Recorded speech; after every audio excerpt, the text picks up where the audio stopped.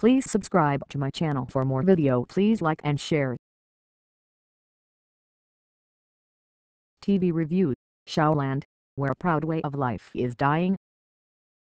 This documentary looked at the history and culture of the families who run the shows in Scotland.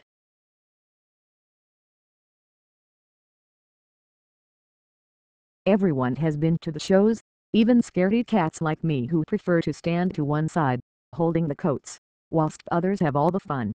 But this program, Showland BBC 2, wasn't about fun. It was often sad, sometimes melancholy and even grim. Things are not all right down at the fair. Narrated by Mitch Miller, who was raised amongst the colourful caravans, trucks and stalls of the shows, he opted not to follow in his father's footsteps and forged a career as an artist instead. He has now made this poignant documentary to look back at the culture of the showman because, as the program makes clear, their traditional way of life is under threat.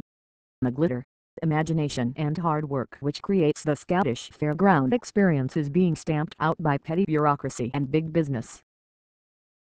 Years ago, the children of show families weren't treated with respect by the education system. Moving from town to town, they would only be in the school for a few weeks before journeying elsewhere, and so they weren't allowed a jotter like every other child. Why waste the paper? They'll only be filling a few pages, after all. So, as the other children sat down to their sums and spelling, the show children would be given plasticine to play with. Campaigns by their mothers, an indomitable lot.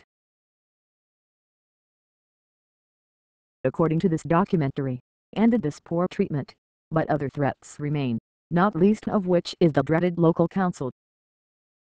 Plenty of literature and comedy exists in Scotland to mock the self-important men of the council, but there was little room for joking when the showman described the damage a white-collar scribbler from the council can do to their livelihood. They're oppressing the business. Oppressing the people, big time, we were told. Scotland's fairs are the most heavily regulated in Europe, with endless public entertainment licenses to be applied for from different petty bureaucrats in different councils across the land. There are various fees and regulations and the strangling, maddening effects of red tape. There are rules to deaden and restrict every aspect of the shows, including the ridiculous edict that you may no longer win a goldfish at a wee stalk. Some showmen see this as a deliberate campaign to stamp out their way of life. If the councils make the fee so high, and entertainment licenses unaffordable, then the traditional families simply can't ply their trade. This leaves the designated local fairground empty for the clunking arrival of big business. As the old families, one by one, bow out of the trade, big business takes their place. You may not care who is operating the waltzers, as long as they waltz, but consider that the man running the machine is simply there to press an on/off switch. He has no personal pride in it, polishing and maintaining it, ensuring it's in the condition to feed his family and be handed down to his son one day. The bored, minimum wage employee of big business just presses the buttons then goes home. No pride, no joy, no tradition. The soulless money spinning of big business takes over and the experience of the fair is deadened and reduced. This program had a thread of melancholy running through it, as though the narrator accepts the old life is dying, unable to fight on against council bureaucracy, big business and, of course, the younger generation of the old show families being lured away by job opportunities previously closed to them. One old man told the camera, "You're better off working for somebody." How sad to hear that.